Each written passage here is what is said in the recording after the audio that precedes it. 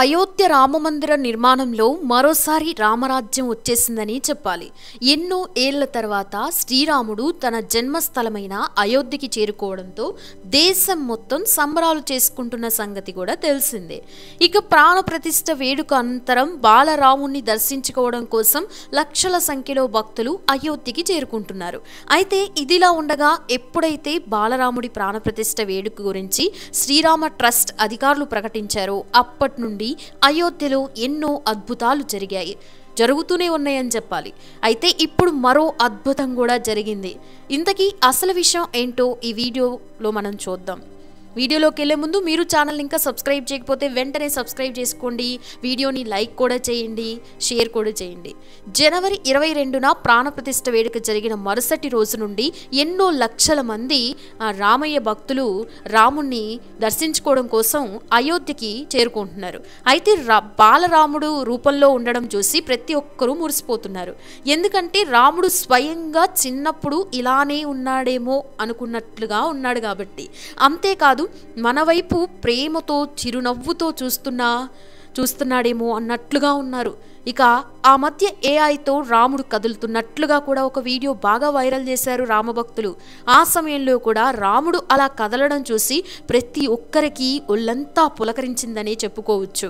అయితే ఇప్పుడు అయోధ్యకి వెళ్ళిన భక్తులంతా కూడా స్వయంగా బాలరాముడి విగ్రహం చూడడంతో రాముడు మనతో ఏదో చెప్తున్నాడు, మన వైపే చూస్తున్నాడు, పెదవులు కదిలిస్తున్నట్లు, కళ్ళు తిప్పుతున్నట్టు, కళ్ళల్లో నీళ్లు చెమ్మ కూడా మనకి కనిపిస్తున్నట్లుగా రామయ్యను చూస్తే అలా చూస్తూ ఉండిపోయి నిలబడిపోయి మనకి ఏమీ తెలియనట్లుగా కూడా అనిపిస్తుందని కొంతమంది భక్తులు కూడా చెప్తున్నారు. నిజంగా భక్తి అనేది ఉంటే మాత్రం విగ్రహ రూపంలో ఉన్న దేవుళ్ళు తమ భక్తులతో మాట్లాడతారు అంటే ఇదేనేమో కదా. చాలా వరకు బాలరాముని చూసిన వాళ్ళంతా ఇలా చెప్తూ ఉండడంతో నిజంగా ఆ విగ్రహంలో శ్రీరాముడి రూపం వచ్చేసిందని, ఆయన ఆ విగ్రహ రూపంలో సజీవంగా ఉన్నారని అర్థం చేసుకోవచ్చు. అంటే రాముడు మళ్ళీ తన భక్తుల మధ్యలో ఉన్నారని తెలిసిపోతుంది కదా. అయోధ్య రామమందిర ప్రాణప్రతిష్ఠ కార్యక్రమం తర్వాత బాలరాముణ్ణి చూసిన శిల్పి అరుణ్ యోగిరాజ్ సంచలన వ్యాఖ్యలు చేశారు. నేను చెక్కిన శిల్పం అది కాదు, బాలరాముడు మొత్తం మారిపోయాడంటూ చెప్పుకొచ్చాడు. కర్ణాటక మైసూర్కి చెందిన శిల్పి యోగిరాజ్ అయోధ్యలో ప్రాణప్రతిష్ఠ కార్యక్రమం జరిగిన సమయంలో స్వామివారు పూర్తి అలంకరణ భూషితుడై నేను మలచిన తీరుకి పూర్తి భిన్నంగా కనిపించాడంటూ చెప్పుకొచ్చారు. బాలరాముని విగ్రహాన్ని చూసి ఇది నేను చేసిన శిల్పమేనా అనే అనుమానం వచ్చిందని అనుకున్నాను. ఇది నా పని తీరులా లేదని నేను అనుకున్నాను. ప్రాణప్రతిష్ఠ కార్యక్రమం జరిగిన తరువాత రాములు వారు వివిధ రూపాల్లో నాకు కనిపించారంటూ ఓ మీడియా సంస్థకి ఇచ్చిన ఇంటర్వ్యూలో అరుణ్ పేర్కొన్నారు. స్వామివారిని పూర్తి అలంకరణతో చూసిన తరువాత స్వామివారి ముఖం పూర్తిగా మారిపోయింది, పూర్తిగా భిన్నంగా కనిపించారు. నాకే ఈ విగ్రహం నేను చెక్కినది కాదు అని అనుకున్నాను. వివిధ దశలలో వివిధ రూపాల్లో స్వామివారు కనిపించారని శిల్పి అరుణ్ యోగిరాజ్ అన్నారు. శిల్పం చెక్కే సమయంలో రాముడు నాకు ఆదేశాలు ఇచ్చాడు. ఆ ఆదేశాల ప్రకారమే నేను స్వామివారిని తయారు చేశానంటూ చెప్పుకొచ్చాడు. నా లల్లా నాకు ఆజ్ఞ ఇచ్చాడు, నేను దాన్ని అనుసరించాను అని యోగిరాజ్ చెప్పారు. విగ్రహాన్ని పూర్తి చేయడానికి నాకు సుమారు 7 నెలల సమయం పట్టింది. అది నాకు చాలా సవాల్తో కూడుకున్న సమయం. 5 సంవత్సరాల బాలరాముని తయారు చేయడం ఎంతో కష్టతరమైన పని. విగ్రహం శిల్ప శాస్త్రానికి కట్టుబడి ఉండేలా చూసుకోవాలని యోగిరాజ్ వివరించారు. ఓ రాయిలో భావం తీసుకుని రావడం అంత సులభమైన పని కాదు. రాముల వారి కళ్ళ గురించి తన స్నేహితులను అడిగేవాడని యోగిరాజ్ పేర్కొన్నాడు. ఒక భావాన్ని శిల్పంలో తీసుకుని రావడం అంటే మామూలు విషయం కాదు కాబట్టి పిల్లలతో ఎక్కువ సమయం గడిపానని నిర్ణయించుకున్నారు. ఇదే సమయంలో అరుణ్ యోగిరాజ్ ఒక ఆసక్తికరమైన కథని కూడా పంచుకున్నారు. తాను రామ్లల్లా విగ్రహాన్ని రూపొందించే సమయంలో కోతులు వచ్చేవని, అప్పుడు పనిని కొనసాగించడం కాస్త ఇబ్బందిగా ఉండేదని అన్నారు. ఆ కోతులు బెడద నుంచి తప్పించుకోవడం కోసం తాము ద్వారాలు ఫిక్స్ చేశామని, అయినప్పటికీ ఆ కోతులు విడిచిపెట్టలేదని అన్నారు. అవి అక్కడికొచ్చి తలుపులు కొట్టేవని చెప్పారు. తాము తలుపులు తెరిచేదాకా అవి కొడుతూనే ఉండేవన్నారు. చివరికి తాము తలుపులు తీస్తే అవి విగ్రహాన్ని చూసి వెళ్ళిపోయేవన్నారు. అకుంఠిత దీక్షతో బాలరాముని విగ్రహాన్ని రూపొందించాలని ట్రస్ట్ అరుణ్ కు చెప్పింది. దీంతో అరుణ్ యోగిరాజ్ విగ్రహాన్ని తీర్చిదిద్దే సమయంలో దాదాపు 6 నెలల పాటు ఫోన్ ముట్టుకోనే లేదు, కుటుంబ సభ్యులతో మాట్లాడలేదు. ఒక్క మాటలో చెప్పాలంటే అరుణ్ దాదాపు 6 నెలల పాటు మౌన దీక్షలో ఉన్నాడు. విగ్రహం తీర్చిదిద్దే క్రమంలో ఏకాగ్రత చెందకుండా తన పనులకి ఆటంకం కలగకుండా ఉండేందుకే కుటుంబ సభ్యులతో మాట్లాడడం అటుంచితే కన్నబిట్టల ముఖాలు కూడా చూడలేదు. విగ్రహాల తయారీతో అరుణ్ యోగిరాజ్ నిష్ఠాతుడు. ఆయన పూర్వీకులు కూడా శిల్పకళా నైపుణ్యం కలిగిన వారే. కేదార్నాథ్లోని శంకరాచార్యులు, ఢిల్లీ ఇండియన్ గేట్ వద్ద ఉన్న సుభాష్ చంద్రబోస్ విగ్రహాల్ని అరుణ్ యోగిరాజ్ రూపొందించారు. అరుణ్ రూపమిచ్చిన బాలరాముని విగ్రహాన్ని అయోధ్యలో ప్రతిష్ఠించనుండడంపై అతని కుటుంబ సభ్యులు ఆనందం వ్యక్తం చేస్తున్నారు. సంక్రాంతి పండుగ రోజున శ్రీరామ జన్మభూమి తీర్థక్షేత్ర ట్రస్ట్ తమ కొడుకు అరుణ్ యోగిరాజ్ గురించి చేసిన ప్రకటన ఎంతో ఆనందం కలిగించిందని అతని తల్లి సరస్వతి అన్నారు. తన కుమారుడు మైసూరులోని హెగ్గా దేవన్ కోట్లోని కృష్ణశిలను రామ్లలా విగ్రహం చెక్కేందుకు ఎంచుకున్నాడని, ఆ రాయికి తాను పూజలు చేశాడని చెప్పారు. మరోవైపు తన భర్త చెక్కిన విగ్రహాన్ని రామమందిరంలో ప్రతిష్ఠించనుండడంతో జీవితం సార్థకమైందని అరుణ్ భార్య విజేత అన్నారు. అరుణ్ 6 నెలల పాటు అయోధ్యలో ఉన్న సమయంలో పిల్లల్ని చూసుకోవడం కొంచెం కష్టంగా మారిందని చెప్పారు. అయితే ఇప్పుడు తన భర్త రూపొందించిన విగ్రహం ఎంపిక కావడం, శ్రీరామ జన్మభూమి తీర్థక్షేత్ర ట్రస్ట్ తన భర్తను అభినందించడం ఆనందంగా ఉందని అన్నారు. భూమిపై తాను అత్యంత అదృష్టవంతుడని రామ్ లలా విగ్రహాన్ని తయారు చేసిన శిల్పి యోగిరాజ్ చెప్పారు. రామ్ లలా విగ్రహ ప్రతిష్టాపన తర్వాత శిల్పి యోగిరాజ్ మీడియాతో మాట్లాడారు. అరుణ్ యోగిరాజ్ అనేక విగ్రహాలను తయారు చేశారు. అయోధ్య రామ మందిరంలో అరుణ్ యోగిరాజ్ తయారు చేసి విగ్రహం ఎంపికైంది. నిన్న రామ్ లలా విగ్రహ ప్రాణప్రతిష్ఠ జరగడంతో అరుణ్ యోగిరాజ్ ఆనందానికి అవధులు లేకుండా పోయాయి. ప్రాణప్రతిష్ఠ తర్వాత రాముడి విగ్రహం కళ్ళకు కట్టిన గంతలను విప్పారు. ఈ విగ్రహాన్ని మోదీ ఆవిష్కరించారు. తాను ఇప్పుడు భూమిపై అత్యంత అదృష్టవంతుడిగా భావిస్తున్నానని యోగిరాజ్ చెప్పారు. తన పూర్వీకులు, కుటుంబ సభ్యులు, భగవంతుడు రామ్లల్లా ఆశీర్వాదం తనకి ఎప్పుడూ ఉంటుందన్నారు. కొన్నిసార్లు తాను కలల ప్రపంచంలోనే ఉన్నట్లుగా అనిపిస్తుందన్నారు. అయోధ్యలో రామమందిరంలో రామ్లల్లా విగ్రహ ప్రాణ ప్రతిష్ఠ జరిగిన తర్వాత యోగిరాజ్ ఈ వ్యాఖ్యలు చేశారు. రామ్లల్లా విగ్రహాన్ని గత వారం గర్భగుడిలో ప్రతిష్ఠించారు. 5 ఏళ్ల వయసు గల కమలంపై నిలబడి ఉన్నట్లుగా చిత్రీకరించారు.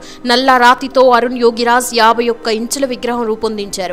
రామ్లలా ప్రాణ ప్రతిష్ఠ కార్యక్రమం 12 రోజులుగా సాగుతోంది. ఈ కార్యక్రమానికి 11 రోజులుగా డాక్టర్ అనిల్ మిశ్రా ప్రధాన కర్తగా వ్యవహరించారు. నిన్న జరిగిన ప్రధాన పూజకి నరేంద్ర మోదీ ప్రధాన కర్తగా వ్యవహరించారు.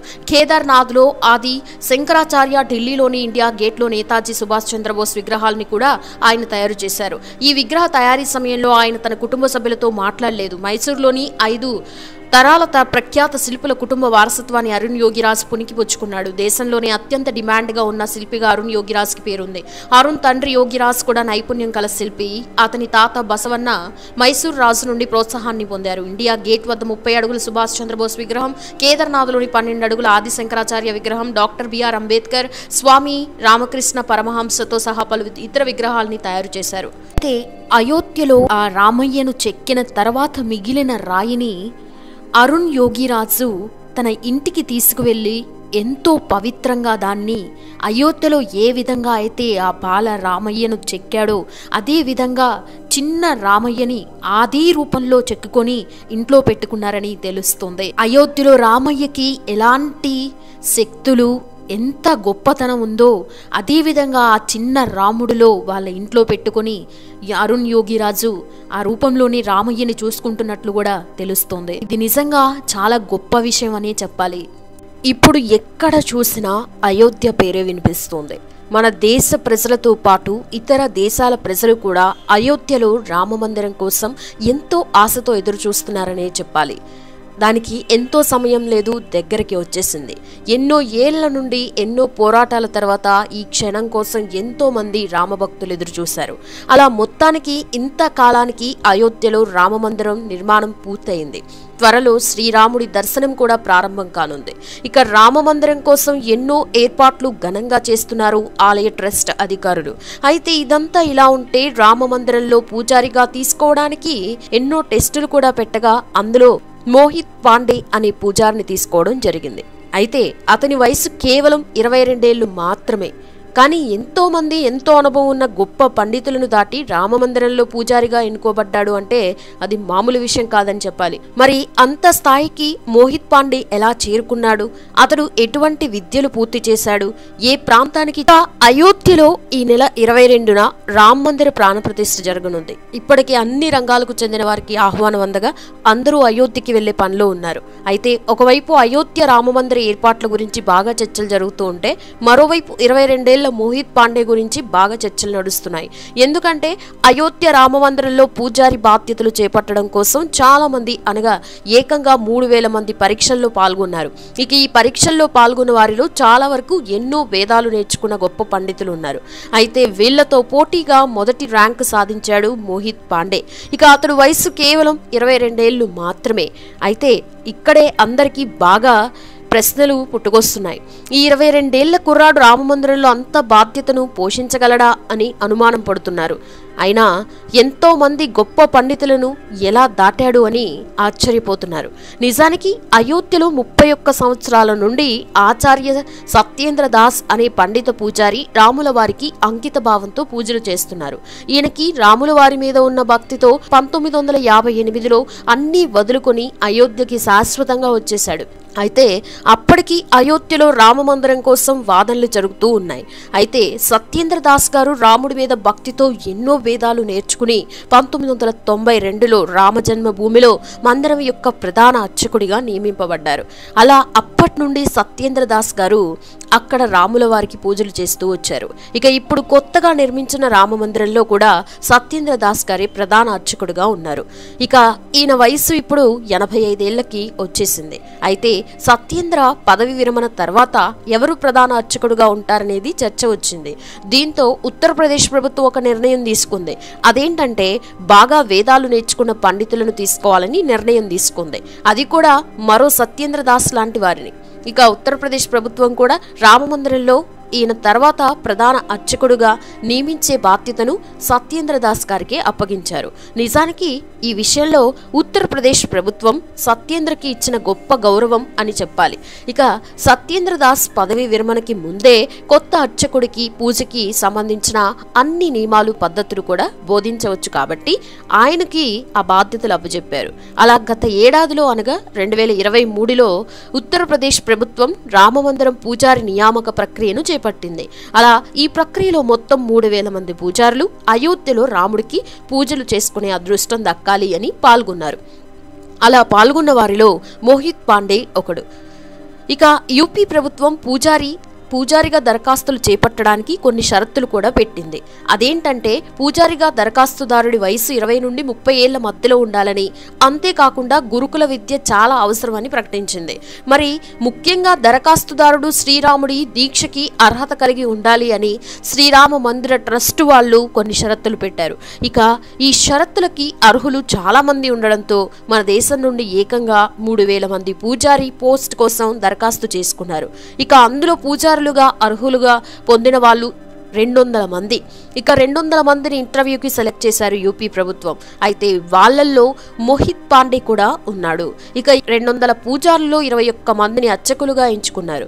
వీరిలో ఒక ప్రధాన అర్చక పదవితో పాటు 20 మంది సహాయ అర్చకులను ఎంచుకున్నారు. అయితే ఇదంతా ఇలా ఉంటే ఇంతమందిలో ప్రతి ఒక్కరూ మోహిత్ పాండే గురించి చర్చ చేయడం మొదలుపెట్టారు. ఎందుకంటే 22 ఏళ్ల వయసులో ఉన్న మోహిత్ పాండే ఈ పరీక్షల్లో తనకంటే ఎంతో పెద్ద పండితులను, ఎంతో అనుభవం ఉన్న పూజారులను ఓడించగలిగాడు అంటే మామూలు విషయం కాదని చెప్పాలి. దీంతో మోహిత్ ప్యానెల్ మెంబర్స్ మాత్రమే కాదు, సత్యేంద్ర దాస్ కూడా మోహిత్ పాండే టాలెంట్ కు ఫిదా అయ్యాడు. అలా ఇప్పుడు దేశం మొత్తం మోహిత్ పాండే గురించి బాగా ఆరా తీస్తున్నారు. ఇంతకీ మోహిత్ ఎవరు? అతను ఎక్కడ వేదాలు నేర్చుకున్నాడు? ఇంత చిన్న వయసులో ఎంతో మంది గొప్ప పండితులను దాటి అయోధ్య పూజారిగా ఎలా అర్హత సాధించాడని చాలా ఆశ్చర్యంలో ఉన్నారు. అయితే మోహిత్ పాండే ఉత్తరప్రదేశ్లోని ఘజియాబాద్ కి చెందిన వ్యక్తి అని తెలిసింది. ఇక మోహిత్ పాండే 10 ఏళ్ల వయసులోనే రామాయణం, మహాభారతం లాంటి వేదాలని చదవడం ప్రారంభించాడు. అలా 2020-21లో మోహిత్ ఘజియాబాద్ లోని ధూదేశ్వర్ వేద్ విద్యాపీఠ్ లో తన 10వ తరగతి విద్యను పూర్తి చేసిన తర్వాత SVVU యొక్క BA శాస్త్రి ప్రోగ్రాంలో చేరాడు. తిరుపతిలోని వెంకటేశ్వర వేద విశ్వవిద్యాలయంలో MA అంటే ఆచార్య డిగ్రీ చదివి ప్రస్తుతం PhDకి సిద్ధమవుతున్నాడు. ఇక ఇప్పుడు అయోధ్యలో రామమందిర పూజారి కోసం దరఖాస్తు చేసుకోగా అందులో తన టాలెంట్తో అయోధ్యలో పూజారిగా స్థానం కూడా సంపాదించుకున్నాడు. ఇక మోహిత్ పాండే ఎంత గొప్ప జ్ఞానం కలిగిన వ్యక్తినో ఇక్కడే తెలిసిపోతుంది. అంతేకాదు మోహిత్ దినచర్యలు కూడా చాలా భిన్నంగా ఉన్నాయి. మోహిత్ పాండేకి వేదాలు పురాణాల గురించి తెలుసుకోవడం చాలా ఇష్టమట. ముఖ్యంగా సోషల్ మీడియాకి చాలా దూరంగా ఉంటాడని తెలిసిందే. నిజానికి ఈ జనరేషన్లో ప్రతి ఒక్కరూ సోషల్ మీడియాలోనే గడిపేస్తున్నారు. కానీ మోహిత్ పాండే అలా కాదని అర్థమవుతోంది. ఇక అతడు సరళమైన ఆహారం తింటాడు, సాధారణమైన వస్త్రాలు ధరిస్తాడు. ఇతని ముఖం చూడటానికి ప్రకాశవంతంగా ఉంటుంది, నుదుటిపై ఎప్పుడూ కుంకుమ బొట్టు ఉంటుంది. అలా అందరితో పోల్చినప్పుడు ఈ లక్షణాలతో మోహిత్ పాండే ప్రత్యేకంగా నిలిచాడు. ఇక ఇప్పుడున్న 21 మంది పూజారులు 6 నెలల శిక్షణ తీసుకుంటున్నారు. అయితే ఈ శిక్షణలో రాముడిని ఏ విధంగా పూజించాలో పూర్తిగా నేర్చుకుంటారు. శిక్షణ పూర్తయిన తర్వాత ఆచార్య సత్యేంద్ర దాస్ పర్యవేక్షణలో పూజలు ప్రారంభిస్తారు. పాస్ అయిన తర్వాత అర్చకులను నియమిస్తారు. అయితే ఇప్పటివరకు ప్రధాన పూజారిగా మోహిత్ పేరు వినబడింది. కానీ నిజానికి మోహిత్ పాండే ప్రధాన అర్చకుడు కాదని రామజన్మభూమి తీర్థక్షేత్ర ట్రస్ట్ సభ్యుడు అయిన కామేశ్వర్ చౌపాల్ ఓ ఇంటర్వ్యూలో తెలిపాడు. ప్రస్తుతానికి ఆలయ ప్రధాన పూజారి సత్యేంద్ర దాస్ మాత్రమే అని అన్నారు. మొత్తం 21 మందిని ఎంచుకున్నాం, అందులో మోహిత్ ఒకడు. శిక్షణ పూర్తయిన తర్వాత మాత్రమే వారికి బాధ్యతలు ఇస్తామని అన్నారు. అంటే మోహిత్ పాండే ప్రధాన అర్చకుడు కాదని అర్థమైంది. ఇక 21 మందిని ఎంచుకోగా 6 నెలల తర్వాత అందులో నుంచి ఒకరిని ప్రధాన అర్చకులుగా ఎంచుకుంటారు. ఇక మొత్తానికి మోహిత్ పాండే గురించి మాత్రం జోరుగా చర్చలైతే జరుగుతున్నాయి. ఇక ఈ నెల 22న అయోధ్య రామమందిర ప్రాణ ప్రతిష్ఠ వేడుక అంగరంగ వైభవంగా జరగనున్న సందర్భంగా అన్ని రంగాల ప్రముఖులకి ఆహ్వానం అయితే అందింది. దీంతో ప్రముఖులంతా అయోధ్యకు విలువైన కానుకలతో వెళ్లే పనిలో ఉన్నారు. అంతేకాదు ఇప్పటికే అయోధ్యకు వివిధ ప్రాంతాల నుండి విరాళాలు కూడా అందుతున్నాయి. ఇక ఎక్కడ కూడా ఏర్పాట్ల విషయంలో తక్కువ కావద్దు అని అయోధ్య ఆలయ ట్రస్ట్ అధికారులు చాలా జాగ్రత్తగా ఉన్నారు. ఇక అయోధ్యలో భారీ సెక్యూరిటీని కూడా ఏర్పాటు చేశారు. 22 ప్రముఖుల సందర్శనం అనంతరం అనగా 23 నుండి సామాన్య ప్రజలకి రామమందిరం దర్శించే అవకాశం కల్పించారు.